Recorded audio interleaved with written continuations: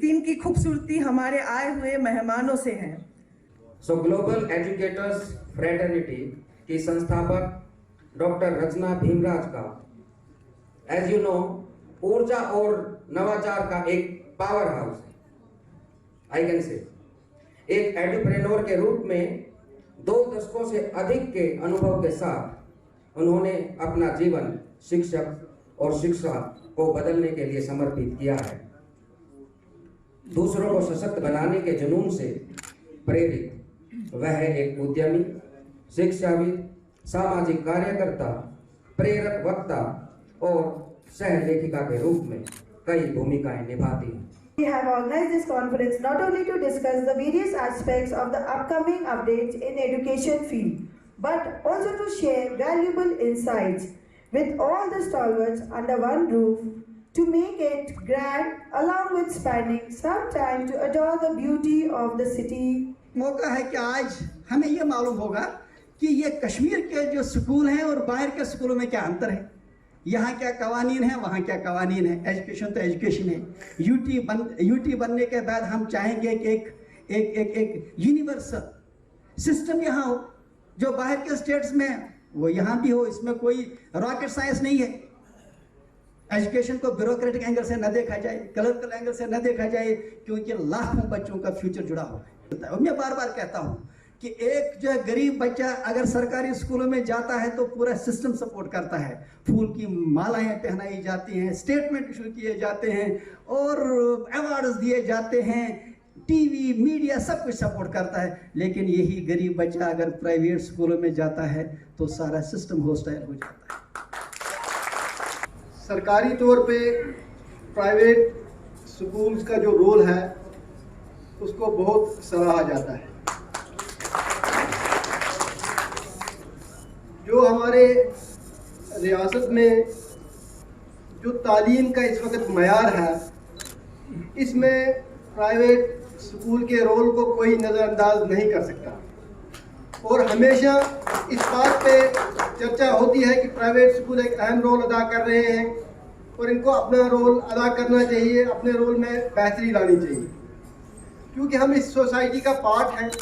अभी पर्यावरण की बात चल रही थी तो स्कूल हर मामले को लेकर संजीदा है और नीसा ने एक राष्ट्रीय मूवमेंट चला रखा है कि इस ग्रीन मूवमेंट को हमने कामयाब करना और कैसे ग्रीन स्कूल्स के थ्रू पूरे समाज में एनवायरनमेंट में चेंज लाना है। ये हमने एक अपना इनिशिएटिव शुरू किया है, तो इसी से हम सभी को नमस्कार करते हैं।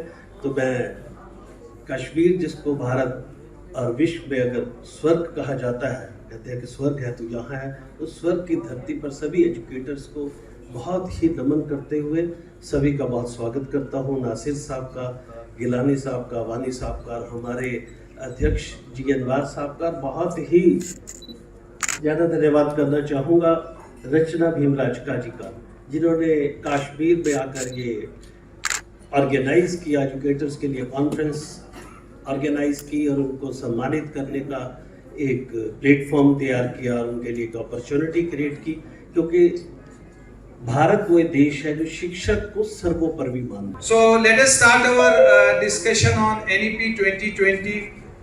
So I'll ask a question to Mr. Fazil Ilahi. What are the challenges which we are facing in NEP 2020 or schools? So kindly tell us something about that. Challenges we face. So मैं फजल इलाही, मैं institute of advance studies in education में काम करता हूँ। Implementation के लिए पहली चीज़ जो है वो पैसा दरकार होता है। आपकी पॉलिसी जूं की तूं किसी भी जगह लागू नहीं हो सकती जब तक न उसके पीछे जो पॉलिसी के लिए खर्चा होना चाहिए इम्प्लीमेंटेशन के लिए, चाहे असातिज़ा को ट्रेन करना हो, मिड लेवल प्रैक्टिशनर्स को ट्रेन करना हो, या डाउन द लाइन जो बाकी रिसोर्सेज हैं वो डिप्लॉय करने हो। जावेद साहब से मैं ये पूछना चाहूँगा कि what is the resistance coming and from where the resistance is coming? I have been a teacher for plus 20 years now, and I haven't seen just a 10% of change in our classroom settings. Our classrooms are the way they have been throughout. The only thing that has changed probably, that is the blackboard has changed into the white, and the marker and this marker has replaced our previous chalk. Mr. Aslan, can we know about the potential? What is the potential behind this NEP 2020? And what is the collaboration with the parents? See, yes, definitely if we talk about the Kothari Commission or so many policies, all these policies say that we are shaping the students inside the classrooms. Myself, Aslam Parvez. I am working as a principal in Alexandra School, and before coming to this school, I was in Kerala, and before that I was in the Kendriya Vidyalaya Samiti. I retired from as a principal. So many workshops and here, but I come to the now NEP. In very short, I will tell you the 4 words for the NEP: equality, quality, affordability, and accountability. These are 4 main phases of the NEP.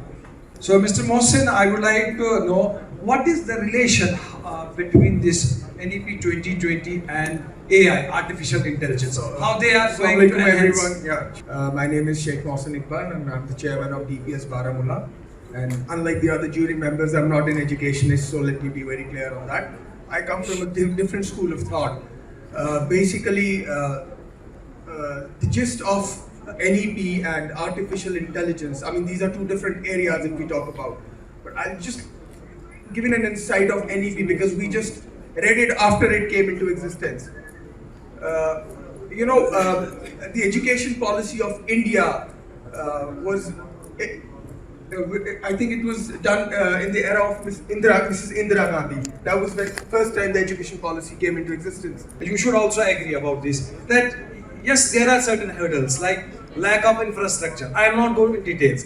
There is lack of infrastructure and resistance from parents community, teachers, old patterns, you will see that.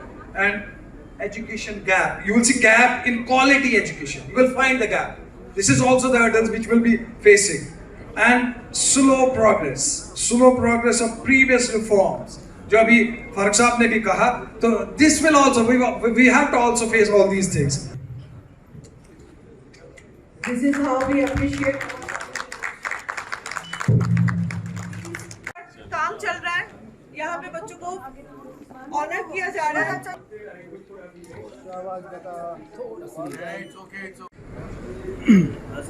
तालियां, please. Please put your hands together. Share your hand. I hope that if you follow his instructions, please put your hands together.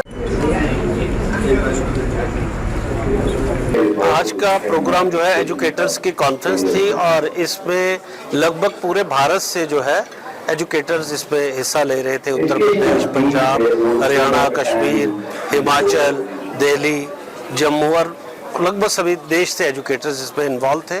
तो यहाँ पर discussions हुई कि कश्मीर में कैसे education पे काम हो रहा है, पूरे भारत पे कैसे हो रहा है।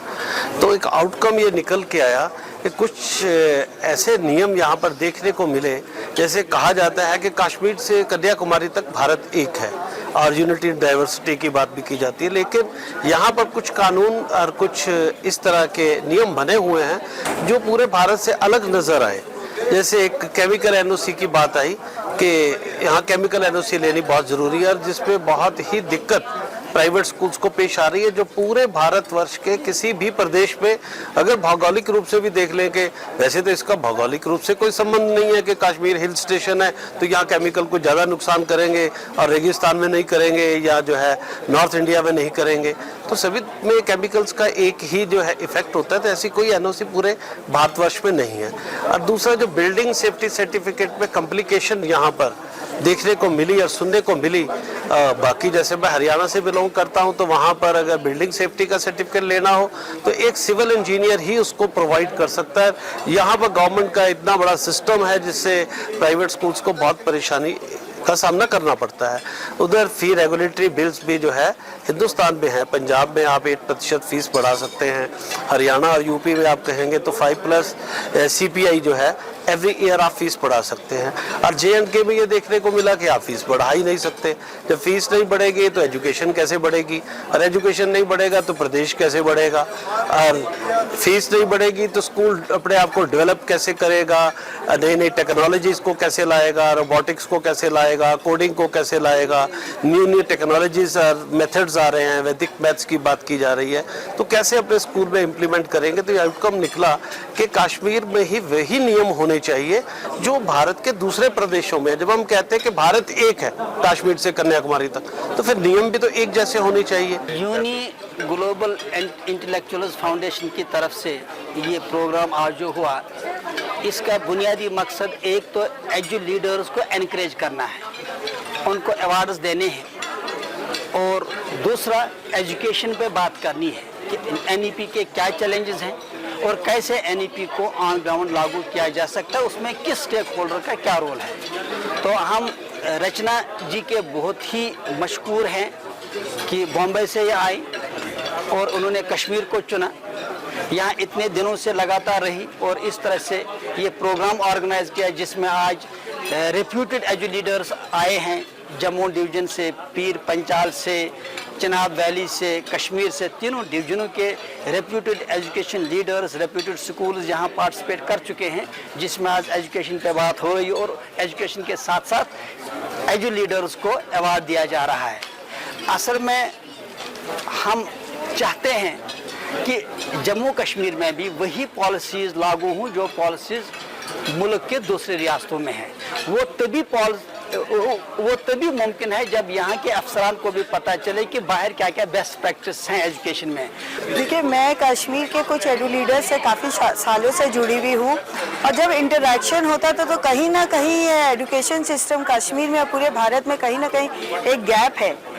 और कुछ महीनों पहले मैं यहाँ जब जुड़ी तो वहाँ से एक थॉट आया कि क्यों नहीं, जब हम पूरी दुनिया एक साथ जुड़ चुके हैं और कश्मीर भारत के में हो के ही कहीं ना कहीं पीछे है, जुड़ नहीं पा रहे हैं, तो एक छोटी सी कोशिश रही कि हम पूरे भारत से देश को एडू लीडर्स को जोड़ पाए, so that you know there is an exchange of program, there is new insightful learning, skills development हो।